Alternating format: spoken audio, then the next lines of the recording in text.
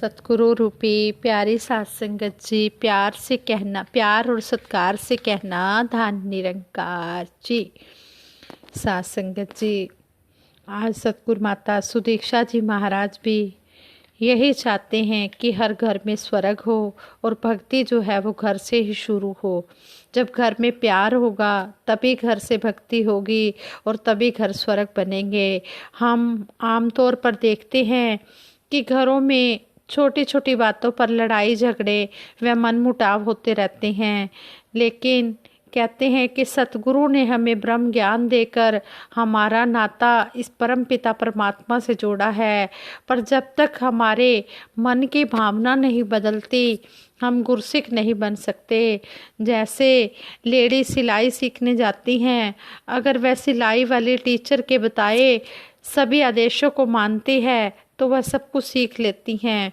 इसी तरह जब कोई व्यक्ति किसी के पास इंजीनियरिंग की शिक्षा लेने जाता है तो वह अपने टीचर के कहे अनुसार मशीनरी के प्रति सारी जानकारी हासिल करता है तो वह भी एक अच्छा इंजीनियर बन जाता है। इसी तरह अगर हमारा नाता इस निरंकार से जुड़ा है तो हमारे जीवन में भी इतने गुणों का प्रवेश होना जरूरी है जो एक गुरसिक में होते हैं। हमारे जीवन में मिठास, सद्भावना, नम्रता, प्रीत प्यार वाले गुण आ जाने चाहिए।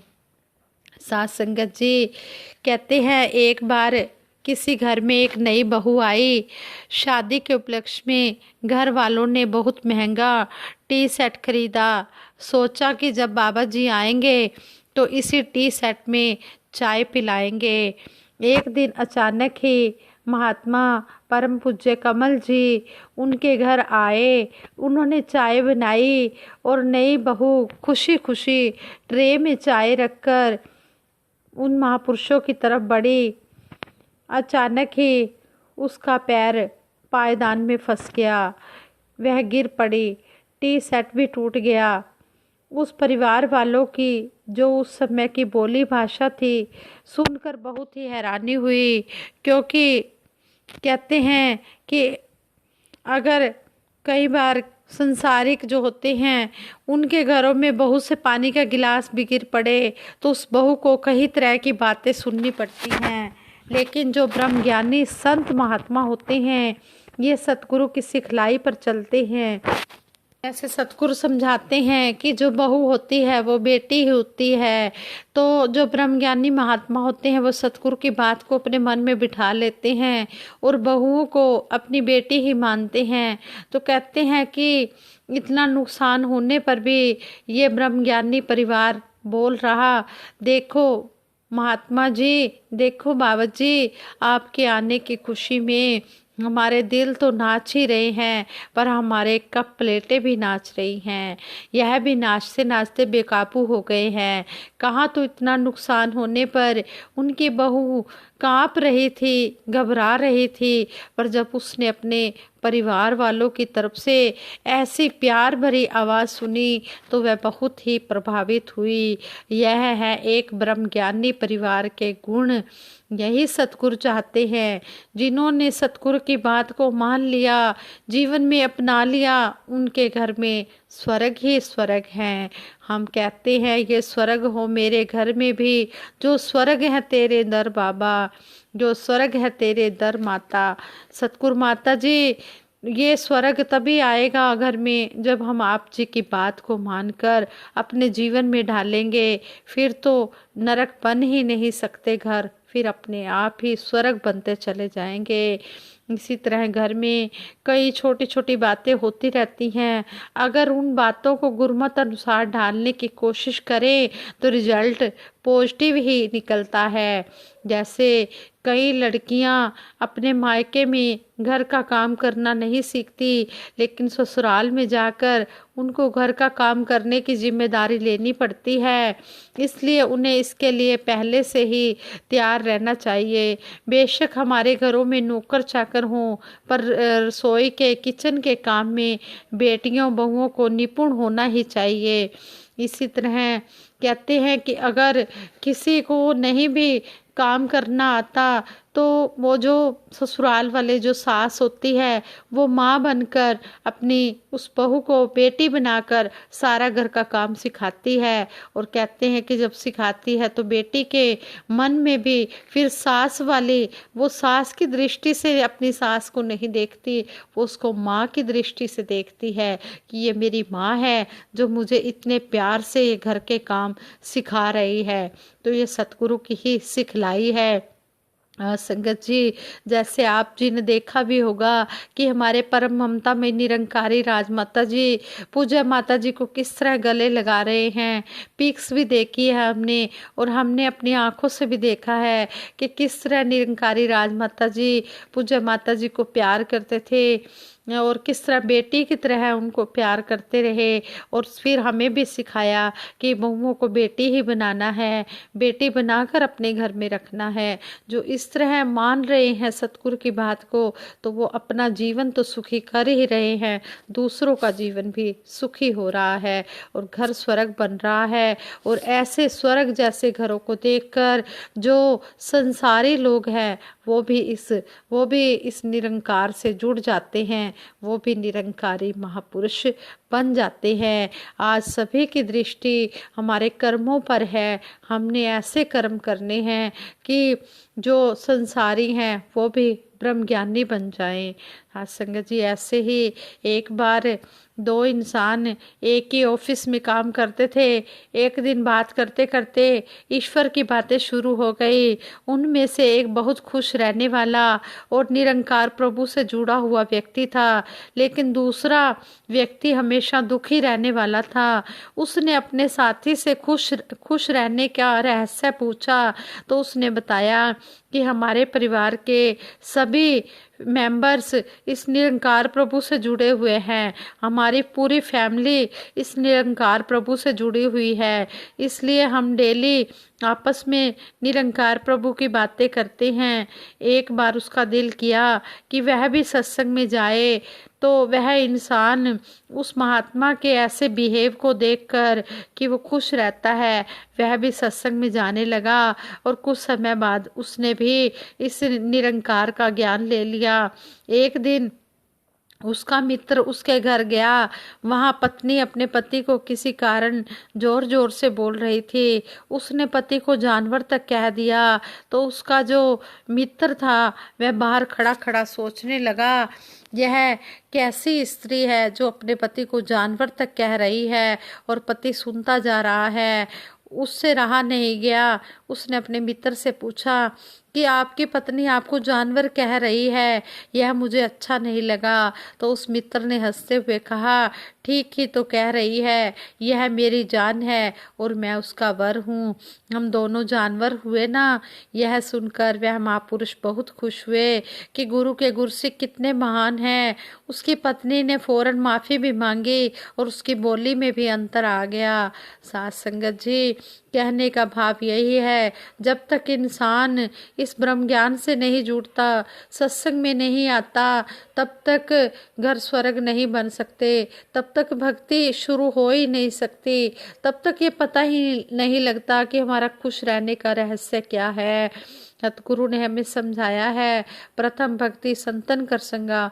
ब्रह्म ज्ञान लेने के बाद सबसे पहली भक्ति की सीढ़ी सत्संग है, और सत्संग में आकर फिर सेवा भी करने की जांच मिलती है और सिमरन भी होता है। जब इस निरंकार का एहसास होता है तो सिमरन अपने आप ही चलने लग जाता है, अपने आप ही होने लग जाता है। इसी तरह दासी एक और कहानी भी पढ़ रही थी कि एक ब्रह्मज्ञानी परिवार की लड़की किसी और घर में ब्याही गई जो ब्रह्मज्ञानी नहीं थे। ऐसे परिवार में उसकी शादी हुई तो एक महात्मा ने बच्ची के जीवन के बारे में उसके पेरेंट्स से पूछा, तो उन्होंने निराश होकर बताया कि हमारी बच्ची खुश नहीं है, घर में कलह क्लेश रहता है। महात्मा उस बच्ची को मिले और उससे निराशा का कारण पूछा। पता चला कि परिवार में बाकी सब तो ठीक हैं, परंतु सास का कड़वा बोलना, सास गुस्से में बोलती है, सास के कड़वे बोलने के कारण ही लड़ाई झगड़े होते हैं। बच्ची ने कहा कि आप तो बड़े दयालु महात्मा हो, आप कोई ऐसा उपाय बताएं जिससे मेरी माताजी ठीक हो जाएं, मेरी सास ठीक हो जाए। तो उस महात्मा ने एक छोटा सा पेपर का पीस उसे दिया और कहा कि इसे सोने या चांदी में जड़ाकर अपने पास रख लो। जब आपके माताजी बोलें तो इसे दांतों तले दबाकर रख लेना, घर में शांति हो जाएगी। असल में महात्मा का भाव यही था कि तुमने नहीं बोलना है। जब पड़ोसियों ने देखा कि बहू तो बिल्कुल बोलती ही नहीं, सास ही हर वक्त बोलती रहती है, तो पड़ोसियों ने सास को बहुत शर्मिंदा किया। इस तरह सास भी भविष्य में बोलने और झगड़ने से हट गई। इस तरह वो घर भी स्वर्ग बन गया। इसी तरह यदि घर में लड़ते हुए एक व्यक्ति चुप हो जाए तो घर स्वर्ग बन जाता है। जब हम अपने आप को बदलेंगे तो जब हमारे घर बहुएं आएंगे वो हमें देखकर अपना स्वभाव भी बदल लेंगी। इसी तरह कहते हैं, एक बार एक लड़की ससुराल गई तो जब वह किचन में काम करने लगी तो एक कांच का जार था जो घी से भरा हुआ था, उसके हाथों से फिसल गया और टूट गया और सारा घी भी गिर गया। उन्होंने लड़की को कुछ नहीं कहा। परिवार वाले ब्रह्मज्ञानी थे और सहनशील स्वभाव के थे। जो होना था हो गया। लड़की भी बड़ी गंभीर और बहुत ही सियानी थी, बहुत ही समझदार थी। वह मन ही मन सोचने लगी कि मुझसे कितनी बड़ी गलती हो गई है, फिर भी मेरे ससुराल वालों ने मुझे कुछ नहीं कहा। मेरे ससुराल वाले क्या सोचेंगे कि मुझे संभल कर काम करना नहीं आता। वह लड़की दिन पे दिन कमज़ोर होती चली गई। एक दिन उसके जो फादर इन लॉ थे वो उसकी मदर इन लॉ से कहने लगे कि बहू क्यों कमज़ोर होती जा रही है। यानी कि उस लड़की के ससुर उसकी सास से कहने लगे कि बहू क्यों कमज़ोर होती जा रही है, इसे किसी डॉक्टर को दिखाओ। तो जो उस लड़की की सास थी वो एक डॉक्टर के पास ले गई तो डॉक्टर ने मानसिक कमजोरी के कारण सच्चे मोती और कीमती नुस्खे और दवा तैयार करके 500 रुपये मांगे। तो सास ने फौरन ही अपने पति को कहा कि 500 रुपये मुझे दो। तो बहू की तो आगे से ससुर ने कहा कि ये लो 500 रुपये, बहू की सेहत से कीमती और क्या चीज़ हो सकती है, हमें तो इसकी अच्छी सेहत चाहिए, ये ठीक होनी चाहिए। बहू यह बात सुनकर बहुत ही खुश हुई कि मेरे ससुराल वाले कितना ध्यान रखते हैं और मुझ पर इतना खर्चा भी कर रहे हैं। जो ससुराल वालों के प्रति उसके मन में गलत फहमी थी वह भी दूर हो गई और उसने अपने फादर इन लॉ से कहा, अपने ससुर जी से कहा, पिताजी मुझे कोई रोग नहीं है, आप यह दवा रहने दो, अब मैं ठीक हो जाऊंगी। आप सबके प्रति मैं कुछ और ही सोचती थी, आज से मेरी चिंता दूर हो गई, मैं बहुत ही खुश हूँ। साथ संगत जी, घर के प्रत्येक सदस्य को परिवार के प्रति अपनी अपनी जिम्मेदारी समझनी चाहिए। हर एक के साथ प्यार रखना चाहिए और हम सच्चे पातशाह के चरणों में यही अरदास करते हैं कि हे सतगुरु माता जी, हम आप जी से यही अरदास करते हैं कि आप जी मेहर करना, हमारा हर एक के साथ प्यार बना रहे और मिलवर्तन का वातावरण हो, हर घर में स्वर्ग हो। ये स्वर्ग आप ही ला सकते हो। और कहते हैं कि जो ब्रह्मज्ञानी परिवार इस ज्ञान को लेकर ज्ञान पर चलते हैं तो उनके घर ऑटोमेटिक स्वर्ग ही बन जाते हैं। उनके घर बहुएं नहीं वो होती, वो बेटियां होती हैं। इस तरह जो परिवार होता है वो अपनी बहुओं को बेटियां समझकर प्यार करता है तो इससे मिशन का नाम भी ऊंचा होता है और उनके घर भी स्वर्ग बन जाते हैं। इसलिए सच्चे पातशाह के चरणों में यही अरदास है, सतगुरु माता जी जैसा भी आप सबका जीवन चाहते हैं आप जी वैसा ही जीवन सबका बना देना। भक्ति से भरा जीवन दातार हमें देना, मजबूत पहाड़ों सा विश्वास हमें देना। सच्चे पातशाह, हमारा जो जीवन है ये भक्ति से भरा हो और हमारा जो विश्वास है ये पहाड़ों की तरह मजबूत हो। ये नहीं कि अगर कोई दुख आया तो डोल गए, सुख आया तो खुशी में फूल गए। नहीं, सच्चे पातशाह, हर पल आप जी का ध्यान रहे, आप जी का एहसास इस मन में बना रहे और हर पल हम इस एहसास के साथ तू ही तू में ये जीवन जीते चले जाएं। संगत जी, जैसे संत महात्मा हमें विचारों द्वारा समझाते भी हैं और कहते भी हैं, जिन्ने भी संत तेरे मेरी माला दे मणके ने, जदों इन्हां नूं तकदा हाँ इबादत हो ही जाती है। वाकई में ही संतों महापुरुषों के जब दर्शन करते हैं तो इनकी पूजा हो जाती है, इनकी इबादत हो जाती है।